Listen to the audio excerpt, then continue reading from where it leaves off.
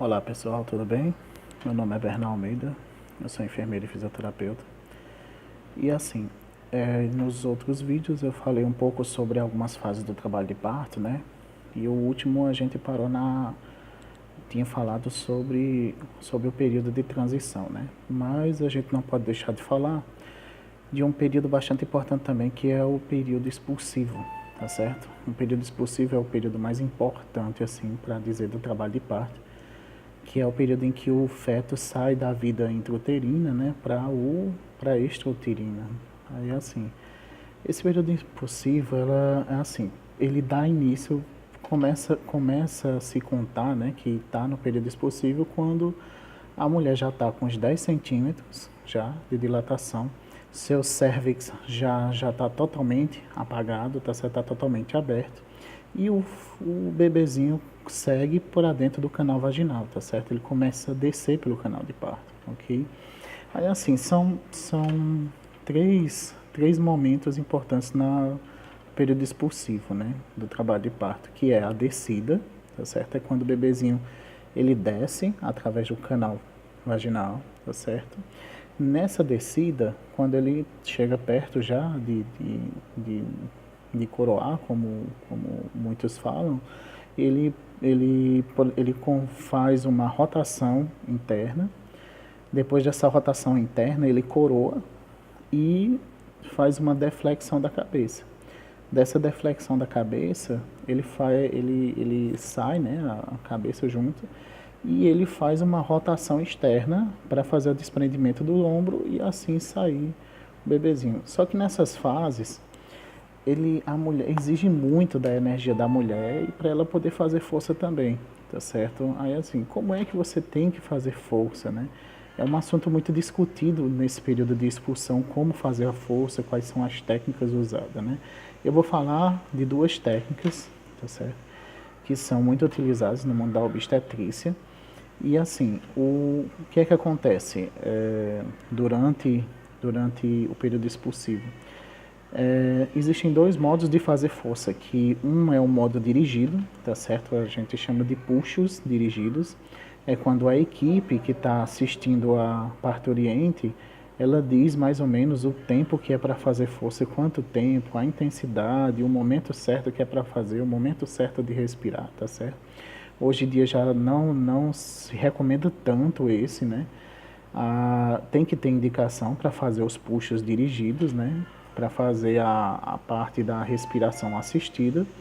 E o que hoje usa muito na humanização, assim, na parte natural do parto, são os puxos espontâneos, tá certo? Que é a respiração que a mulher pega tem a total autonomia sobre o controle respiratório dela e o controle dos momentos que ela vai ter que fazer força.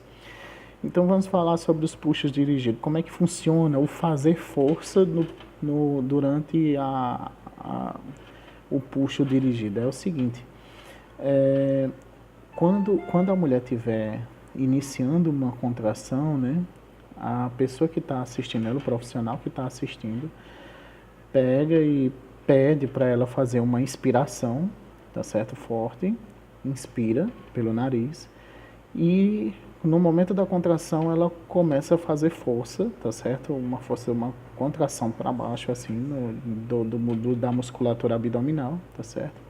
E essa contração, enquanto a contração estiver durando, a paciente vai fazendo força para baixo e com orientação do profissional. Aí o profissional que está orientando conta até 10 segundos, porque ela vai ter um período de apneia. Quando ela está fazendo força para baixo, ela vai ter uma apneia e o profissional conta 10 segundos, tá certo? Como tem contrações que duram muito tempo, entendeu? O tempo que for a contração faz esse tipo de controle, tá certo? Inspira fundo, prende a respiração e faz força e durante no máximo até 10 segundos. Aí só que isso limita muito as trocas gasosas entre a mãe e o bebê, tá certo? Aí assim, o profissional ele vai, aí quando está passando o período de contração, ele pede faz com que a parturiente descanse esse período. Aí quando tem uma nova contração, faz outro ciclo respiratório desse, tá certo? Esse é um método assim, mais tradicional, tá certo? Ele é usado geralmente para as pacientes que não estão tendo um controle eficaz, tá bom? Das suas contrações, nem de suas respirações. Aí o profissional da saúde, ele ajuda nesse sentido, nesse momento, tá certo? Que tem a indicação, ok?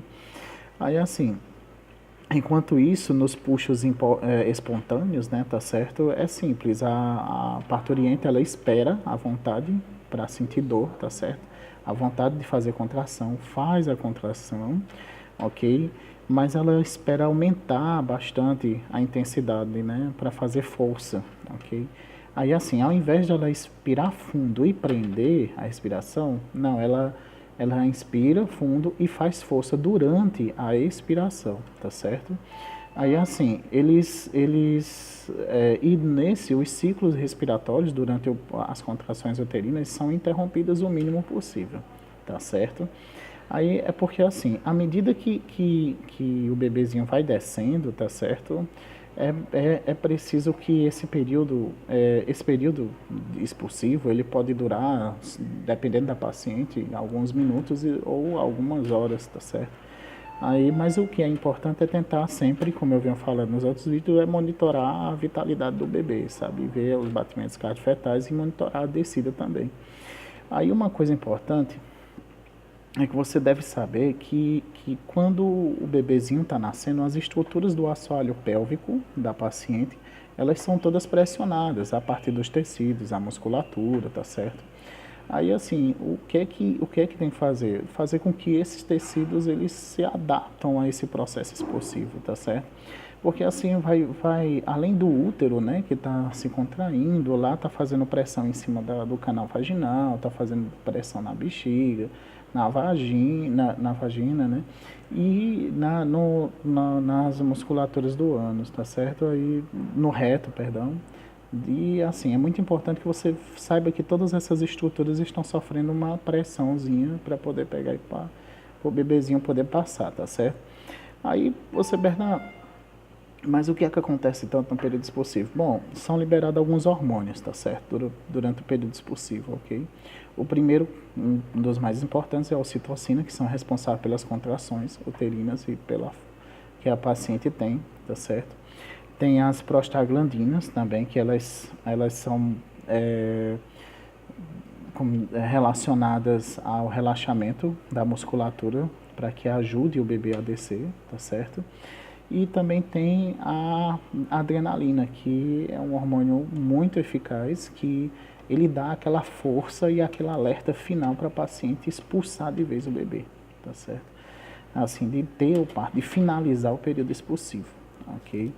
Aí assim, o que a dor faz nesse período, né? A dor, ela estimula muito o sistema endócrino, tá certo? Aí assim, ela ajuda na proteção do períneo, assim, e como é que a gente precisa fazer o que é que a gente precisa de aplicar de técnicas, né, no período expulsivo?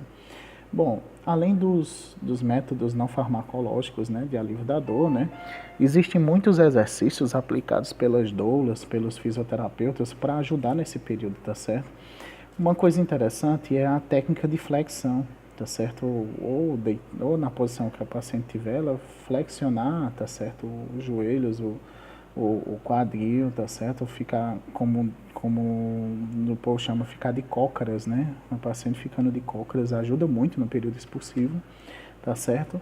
E uma coisa interessante é quando o bebê já não estiver saindo, que ele já estiver coroando, né? Para você tentar proteger o períneo, não esquecer da manobra de Hittingen,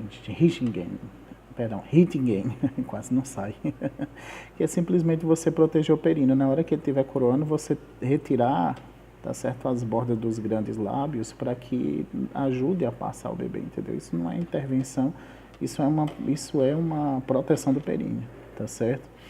E assim, usar massagem perineal no período intraparto, usar compressas mornas ajuda também, a parte da vasodilatação, ok? Isso tudo ajuda a proteger o períneo no período expulsivo, tá certo? Aí assim, agora uma dica que eu dou interessante, viu, nesse período expulsivo, são usados pelas mulheres indianas, tá certo? Que é o canto carnático. O canto carnático, né, na Índia é praticado bastante pelas mulheres, né? Elas cantam, elas abrem a boca, cantam, abrem as cordas vocais.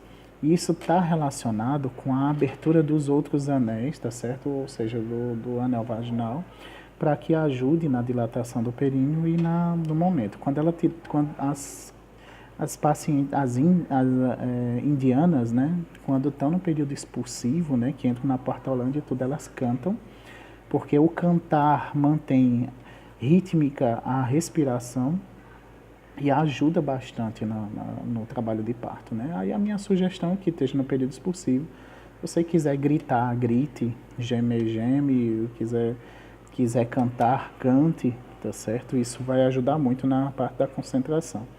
E assim, e outra coisa importante da gente conversar é do handoff, dos hand-on e os hand-off. O que são os hand-off?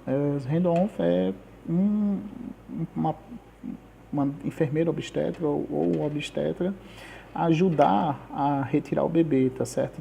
A partir do momento que ele está saindo, que está na rotação externa, né? Ou então a partir da parte da deflexão da cabeça, ele pegar e ajudar o bebê segurando ou puxando, né? Pegando e fazendo algumas manobras para desprender o ombro e tudo.